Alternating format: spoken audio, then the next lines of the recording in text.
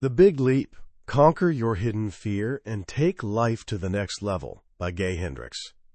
Picture this. A man named Dr. Richard Jordan has spent his entire career building a successful small business. One day, a larger company notices his work and makes him an incredible offer: $3 million in cash, plus a generous 2-year contract to stay on board. After weeks of back-and-forth negotiations, they're finally ready to sign on the dotted line. $3 million, the kind of money that changes everything. Then one morning, Dr. Jordan wakes up with something nagging at him. The new contract offers him 2 fewer vacation weeks than he's used to, just 2 weeks. He picks up the phone to discuss it with the negotiator, but what starts as a simple concern quickly escalates into a full-blown angry confrontation over this relatively minor detail. The call ends badly. Days later, a letter arrives. The company, citing the intensity of his remarks, has decided to walk away from the deal entirely. In one heated phone conversation, he's just watched $3 million vanish into thin air. For years afterward, he wakes up with a knot in his stomach, replaying that conversation over and over. How could he have been so foolish? But eventually, after a lot of soul-searching, he discovers what he calls the diamond in the dust. He realizes what he was really saying during that phone call. Deep down, he was screaming, "Hold on a minute. $3 million? That's way more than I'm worth. I can't let this happen." Without even realizing it, he'd snatched defeat from the jaws of victory. He'd slammed into an invisible ceiling and brought himself crashing back down to earth. Here's something to consider. What if every single one of us has a similar invisible ceiling? A hidden barrier that determines exactly how much success, love, and happiness we're willing to let ourselves experience. And the moment we try to push past it, we find a way, often a pretty dramatic way, to sabotage ourselves and pull back down to what feels familiar and safe. Today we're diving into a book that gives us a blueprint for shattering that ceiling. It's called The Big Leap, written by the brilliant psychologist and teacher Gay Hendricks. This isn't just another run-of-the-mill self-help book. It's a profound exploration of the one problem that holds us back from reaching our ultimate potential. Hendricks has coached over 800 executives at companies like Dell and Hewlett-Packard, and here's what he says. He's never met a single person who doesn't struggle with this one issue. By the time we're done here, you'll understand what this hidden barrier actually is, how to spot it operating in your own life, and most importantly, how to dismantle it piece by piece, so you can finally step into what Hendricks calls your zone of genius. This is the secret to unlocking a life of extraordinary abundance, creativity, and love. So buckle up. We're about to take the big leap. Think back to a moment when everything in your life was going perfectly. Maybe you'd just landed a huge promotion, or you'd had one of those rare, completely harmonious days with your family. Or you felt this incredible surge of creative energy and inspiration. You're sitting there, leaning back, feeling this deep sense of satisfaction and joy. And then, out of nowhere, something shifts. A few seconds later, you catch yourself worrying. Anxious thoughts start bubbling up from nowhere. You pick an argument over something completely trivial. You get a sudden pounding headache, or that old knee injury starts acting up again. That beautiful feeling of joy just evaporates, replaced by stress, conflict, or physical pain. The good feelings are gone, and you're back to feeling, well, normal. Gay Hendricks had this exact experience one day sitting in his office at Stanford University. His work was humming along nicely, his relationships were happy, and he leaned back in his chair feeling this wave of pure contentment wash over him. But just moments later, he found himself consumed with worry about his daughter, who was away at a summer program. These painful images filled his mind. His daughter sitting alone, feeling miserable, being taunted by other kids. All that joy? Gone. Panicked, He grabbed the phone and called her dorm, only to be told she was perfectly fine, happily out playing soccer with her friends. As he hung up the phone, this huge realization dawned on him. He asked himself, how did I go from feeling so good one moment to manufacturing this stream of painful images the next? And the answer hit him like lightning. He manufactured those painful thoughts precisely because he was feeling good. Some part of him was genuinely afraid of enjoying that positive energy for too long. When he reached his internal limit for how much joy he could handle, he unconsciously created negative thoughts to bring himself back down to a more familiar, less joyful state. This, my friend, is the heart of what Gay Hendricks calls the upper limit problem. Think of it like an inner thermostat. Each of us has a setting for how much love, success, and happiness we're comfortable experiencing. This setting usually gets programmed in during early childhood, long before we're even aware of it. When life starts going really well, and we exceed that setting, when we feel too good or become too successful, an alarm goes off inside us. Then, unconsciously, we do something to sabotage ourselves, to bring our happiness back down to the familiar temperature on our inner thermostat. This explains why lottery winners so often end up broke and miserable within just a few years. It's why celebrities have these spectacular public meltdowns right at the peak of their careers. And it's why we pick a fight with our partner right after a perfect intimate evening together. The newfound success trips our upper limit switch, and we come crashing back down to the setting we've grown accustomed to. Hendricks says this is really the only problem we need to solve, because if we don't address it, it'll be dragging us down until the day we die, constantly holding us back from our true potential. But here's the good news. We can actually solve it. We can turn up that thermostat. To do that, though, we first have to understand what's holding the old setting in place. Hendricks discovered that the upper limit problem rests on a foundation of 4 hidden barriers. These are false beliefs we picked up in childhood that operate just below our conscious awareness. Let's see if any of these strike a chord with you. The first hidden barrier is this feeling of being fundamentally flawed. This is that deep, nagging belief that there's something wrong with us at our core, that we're bad, unworthy, or just plain don't deserve great things. If this belief is running in your subconscious, then every time you achieve something wonderful, it creates this clash in your mind. The thought goes something like, how can I be this happy and successful when I am, deep down, a flawed person? This inner conflict feels incredibly uncomfortable, so to resolve it, you do something to mess things up. You create a problem that proves your old belief was right all along. Good things don't happen to flawed people like you. Hendricks shares this story about a client named Carl, whose father could never look at him without feeling hatred for Carl's mother after a bitter divorce. Carl grew up feeling like he'd committed some terrible, unspoken crime. As an adult, whenever he experienced success, he'd unconsciously sabotage it because deep down, he believed he was fundamentally bad and didn't deserve it. Here's the crucial thing to understand.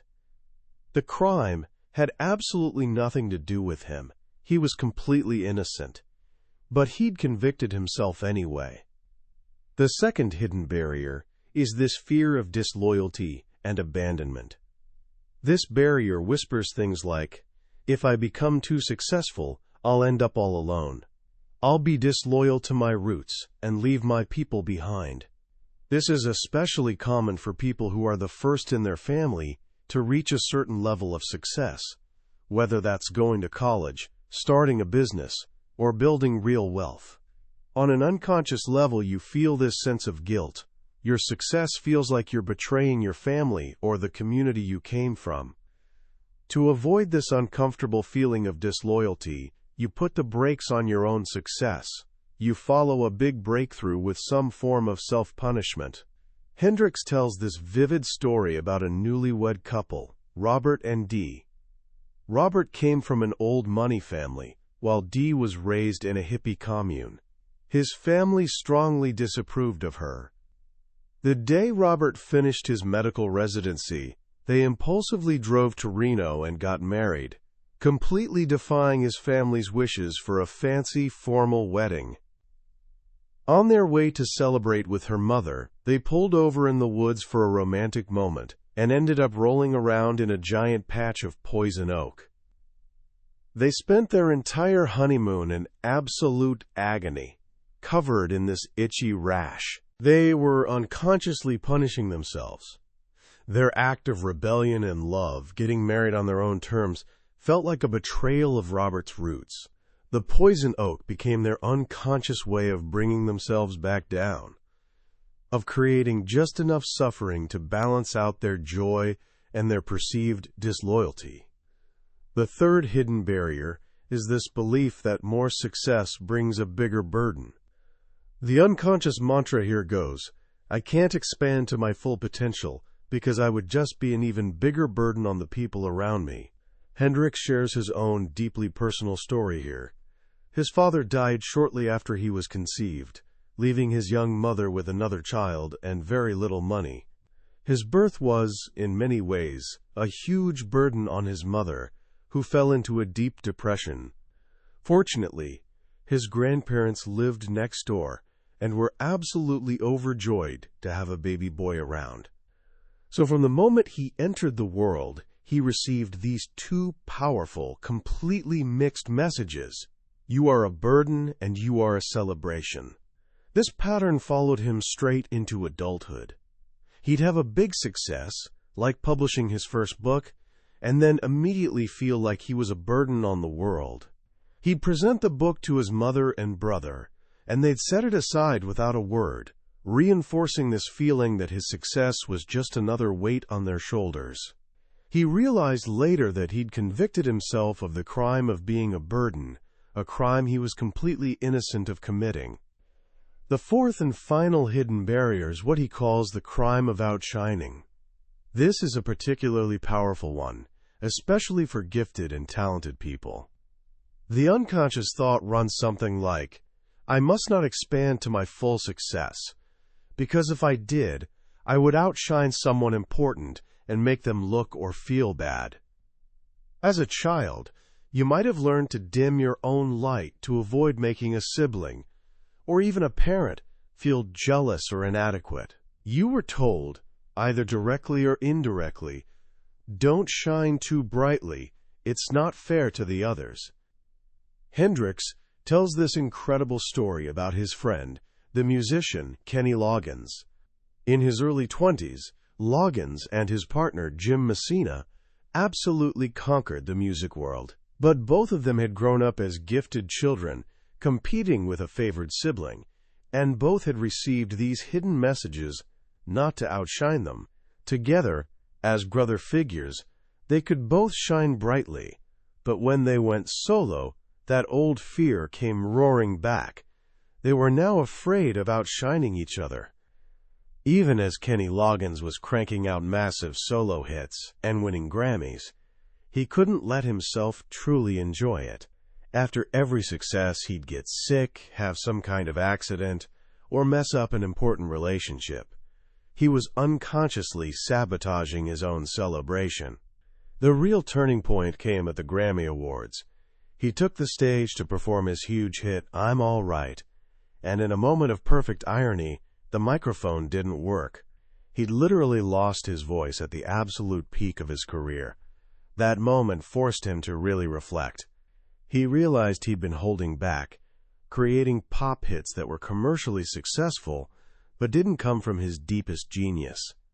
This led him to take his own big leap, creating the album Leap of Faith, which became both a massive hit and an anthem for an entire generation. So these are the four hidden barriers: feeling flawed, fearing disloyalty, believing you're a burden, and the fear of outshining others. These are the false foundations propping up your upper limit problem.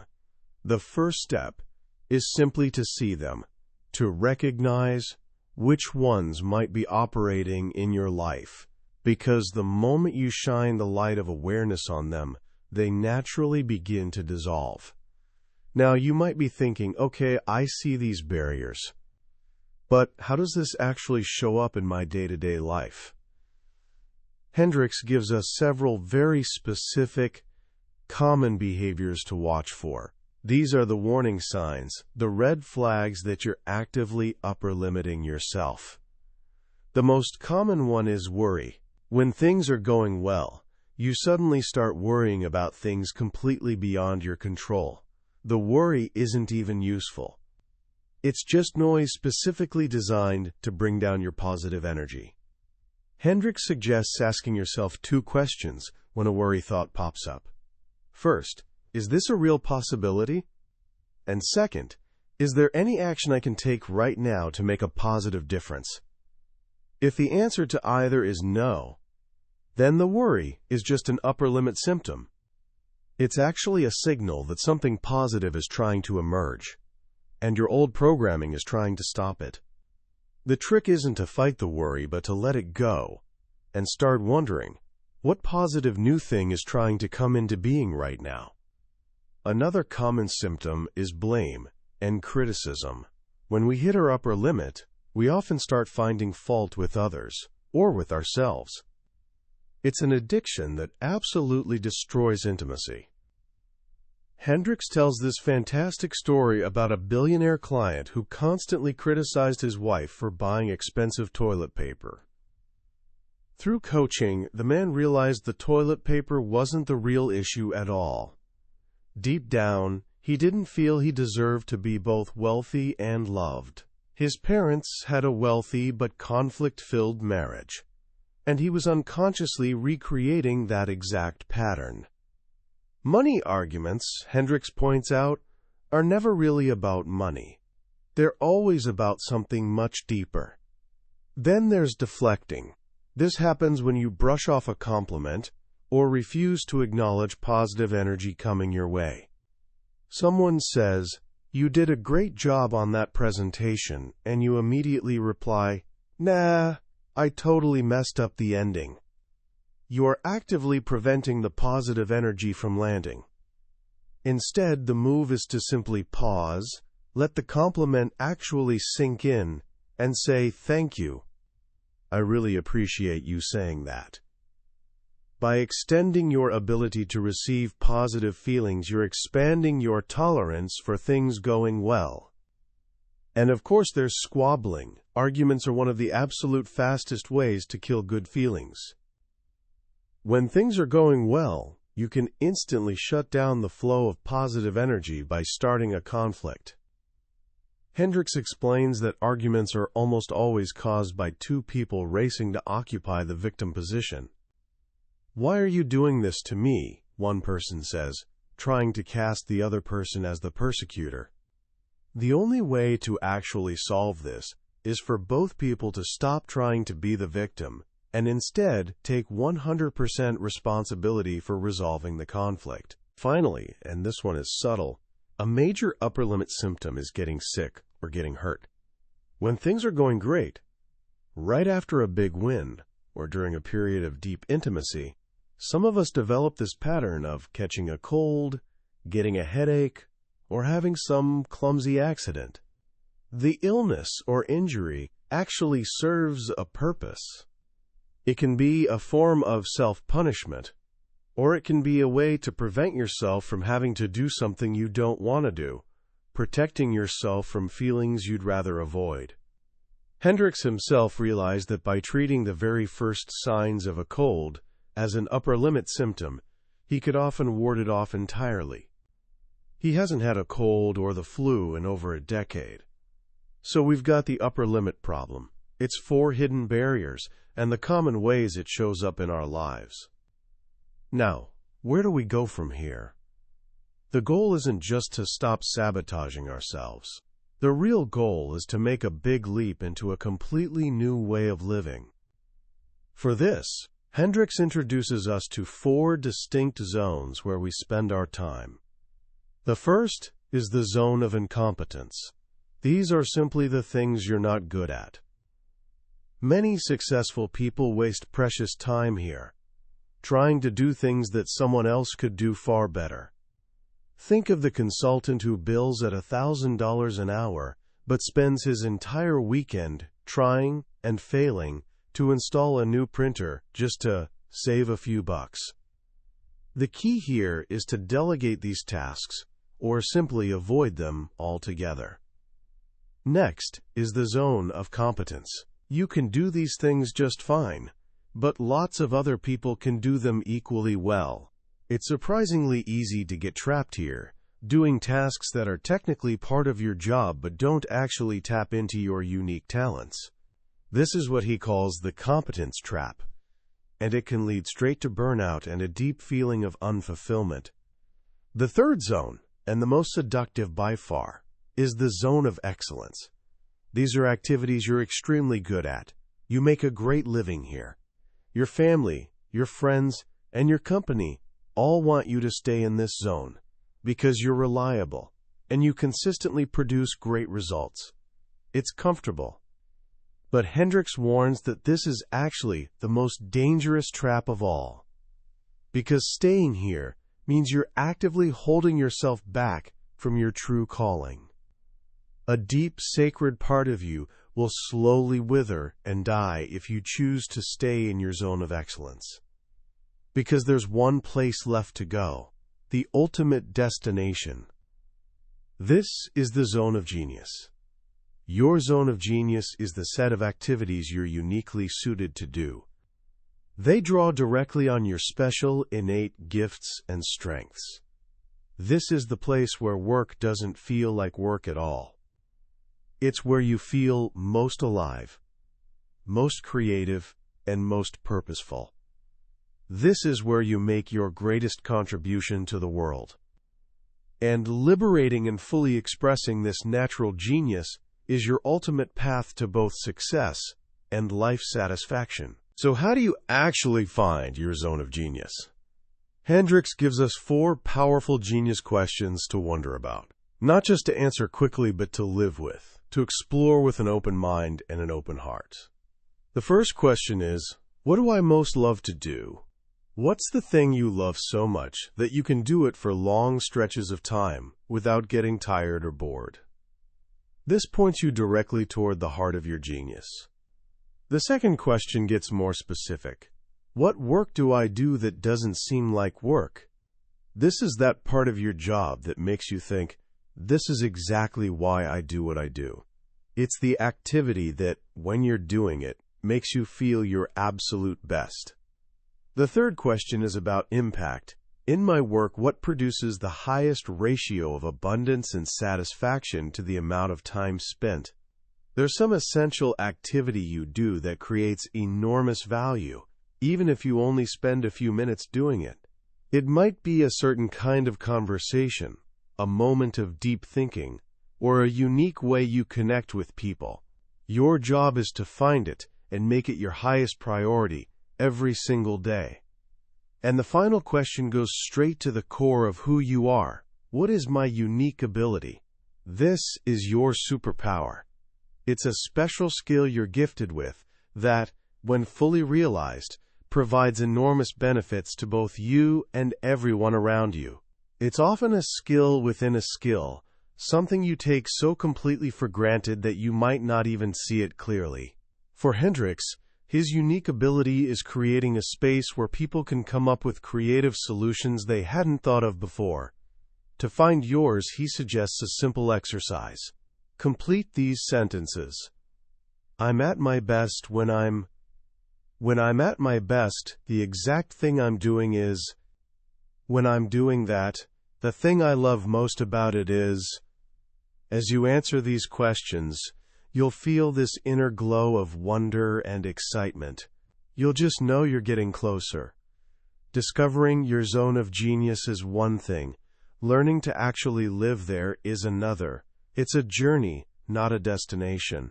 And for that journey, Hendricks gives us a powerful tool, the ultimate success mantra. He asks you to install this mantra at the very root of your being as a central guiding intention for your entire life.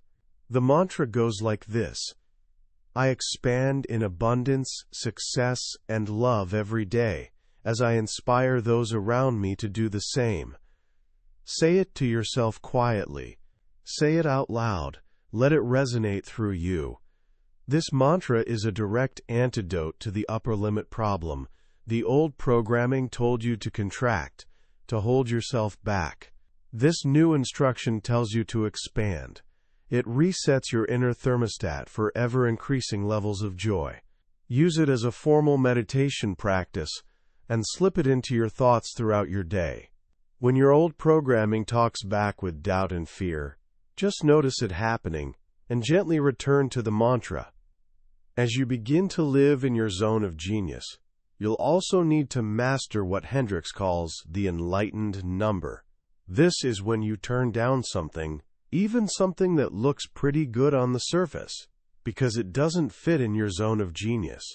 Every time you say no in service of your genius, you're building a stronger foundation for yourself in that zone. Finally, Hendricks brings all of this wisdom into the most important area of our lives, our relationships. A study he mentions found that 80% of successful people have unsatisfying marriages. Why? Because the more successful you become, the more intensely you and your partner have to deal with the upper limit problem.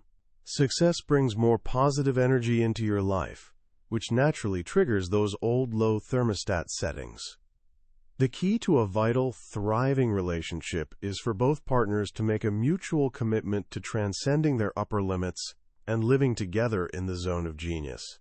This means dropping projection, where you attribute your own hidden feelings to your partner. It means taking 100% responsibility for your part, and it means speaking what he calls the microscopic truth, especially about your feelings. Getting skilled at simply saying, I'm sad, I'm scared, or I feel angry, creates profound intimacy. Living in the zone of genius, Hendricks says, is a lot like riding a bicycle. It's really not that hard once you get the hang of it, but it requires one critical thing: exquisite attention. You have to watch for those moments when you slip, when you catch yourself worrying or blaming. In those moments, you don't criticize yourself harshly. You just take a deep breath, recommit to the practice, and open up again to feeling more love, success, and abundance. In one wink of an eye moment at a time, you expand your capacity for joy. And one day, you'll look up and realize you've built this beautiful life, a life beyond anything you ever imagined possible, right in the heart of your own genius. As we step back and look at the powerful ideas in the Big Leap, what strikes me most is how Gay Hendricks has managed to give a name to something we've all felt but could never quite put into words: the upper limit problem. That vague feeling of things being, quote, too good to be true, inevitably followed by some kind of crash. By simply identifying and naming this pattern, he gives us a profound gift: the ability to actually see the invisible script that's been running our lives this whole time. For so many of us, the pursuit of success is all about pushing harder, working longer hours, and constantly acquiring more skills. But Hendricks completely turns that idea on its head. He suggests that the final obstacle isn't somewhere out there in the world. It's inside us. It's not about a lack of talent or opportunity, but rather a limited tolerance for feeling good. This is a radical and deeply liberating idea. It means that the path to greater success isn't necessarily about more struggle, but about expanding our capacity for joy. The concept of the 4 zones, incompetence, competence, excellence, and genius, is a brilliant framework for honest self-assessment. It forces us to ask some uncomfortable but absolutely necessary questions. How much of my day is spent on things I'm genuinely not good at? How much time am I trapped in competence, doing things that don't truly light me up inside? And most critically, am I mistaking my zone of excellence for my zone of genius? Am I just coasting on my well-honed skills, comfortable and financially successful, while a deeper calling goes completely unanswered? This is perhaps the book's most urgent message. The zone of excellence is a warm, comfortable, and well-paying place to be, but it's also a cage. The big leap is the courageous act of leaving that comfortable cage behind for the wide-open, completely unknown territory of your genius. It's scary because in your zone of genius, you can no longer make excuses for yourself. You're putting your truest self on the line. But as Hendricks makes crystal clear, the alternative, slowly rusting from the inside out, is far more terrifying in the long run. So how can you start applying this today? Here are a few simple, practical actions you can take right now. First, just for today, become a curious observer of your own upper limit behaviors. Don't try to fix anything yet. Just notice what's happening. When you find yourself worrying about something you can't control, or criticizing your partner over something small, or feeling a tension headache coming on out of nowhere, just say to yourself, there it is. I'm upper limiting right now. The simple act of naming it, without any judgment, is the first and most powerful step forward. Second, try the ultimate success mantra just once. Find a quiet moment today, take a deep breath, and say it to yourself. I expand in abundance, success, and love every day. As I inspire those around me to do the same. Just feel what it's like to plant that seed in your consciousness. Notice what happens inside you. And third, pick one of the genius questions and just wonder about it today. For example, what do I most love to do? Don't pressure yourself for an immediate answer. Just carry the question with you throughout your day. Let it be a gentle guide, pointing you toward the activities, conversations, and feelings that make you feel most alive. The Big Leap is so much more than just a book. It's an invitation. It's an invitation to stop playing small, to dismantle the invisible barriers you didn't even know were there, and to claim the full, magnificent life that's been waiting for you all along. It's a call to embrace the exhilarating and sometimes scary journey into your own genius, knowing that it's the only place you'll ever feel truly at home. That was a summary of The Big Leap by Gay Hendricks. We've certainly journeyed through the core ideas today, but I'll be honest with you. A summary is like looking at a photograph of the Grand Canyon. You can see the basic shape of it, but you can't feel the immense scale, the wind on your face, or that breathtaking sense of awe. The real magic happens when you read the book for yourself, when a particular story or a simple phrase lands in a way you didn't expect and shifts something deep inside you. This podcast is here to help you decide if this book is worth your time and attention. If anything we've explored today has sparked something in you, I really encourage you to grab a copy. Reading it isn't just about learning new information. It's an experience that can genuinely change the way you see yourself and the world around you. You can find a link to the book in the description below. Also, if you found this summary valuable and it gave you something to think about, please take a moment to hit that like button and subscribe to the channel. It lets me know that we're on the right track and ensures you won't miss our next journey into another life-changing book from the billionaire's bookshelf. Let's keep growing together.